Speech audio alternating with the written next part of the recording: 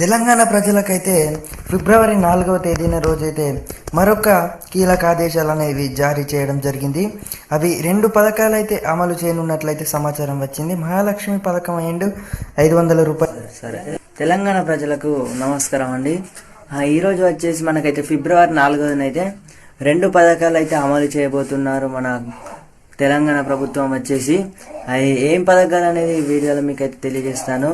ఇప్పుడు ఏదైతే గ్యాస్ ఉందో అది 500 రూపాయలకైతే లభిస్తుంది.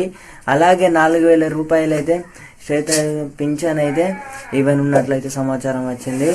అలాగే మనకు ఏదైతే మహిళలకు అయితే 2500 రూపాయలు అయితే అమలు చేయనున్నట్లయితే సమాచారం.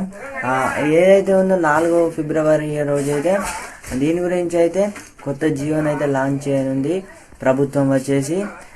అలాగే మన వీడియోని అయితే కొత్తగా చూస్తున్న వారైతే వెంటనే అయితే సబ్స్క్రైబ్ అయితే చేసుకోండి. ఇలాంటి లేటెస్ట్ అప్డేట్స్ అయితే మీకు ముందుగా తెలియజేస్తాను.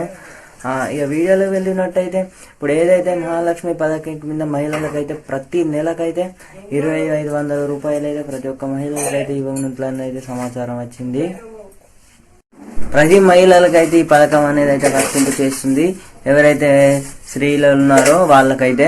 ఇప్పుడు ఏదైతే ఇంకొక డౌట్ ఉండవచ్చు మీకైతే, అందరికీ ఇస్తారా? ఇప్పుడు 2500 రూపీస్ అయితే ప్రతి ఒక్కరికైతే నెలకు అంటే ఇప్పుడు మహాలక్ష్మి పథకం కింద ఎవరైతే ఇప్పుడు అర్హత కలిగిన స్త్రీలు ఉన్నారో వాళ్ళకైతే 2500 రూపాయలు అయితే ఇవ్వనున్నట్లయితే సమాచారం వచ్చింది.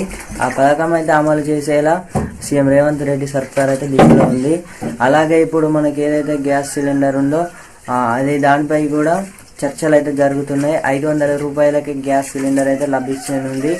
అలాగే ఇప్పుడు మనకి 2 పథకాలు వచ్చేసి ఇప్పుడు ఇక ఈ 2, 3, 4 రోజులలోనైతే అమలు చేయనున్నారు. ఇక్కడ చూసుకోవచ్చు, మీరైతే ఇక్కడ చదువుకోండి. మీరైతే ఇప్పుడు ఏదైతే ఇక్కడ ఉందో రేపు 2 రోజులలోనైతే మనకైతే 2 పథకాలు అయితే ఖచ్చితంగా అమలు విషయంలో అయితే కనిపిస్తున్నాయి. కొత్తగా చూస్తున్న వారైతే మన ఛానల్ అయితే వెంటనే అయితే సబ్స్క్రైబ్ చేసుకోండి. ఇలాంటి లేటెస్ట్ అప్డేట్స్ వచ్చినా కూడా మీకు తెలియజేస్తాను. Thank you for watching this.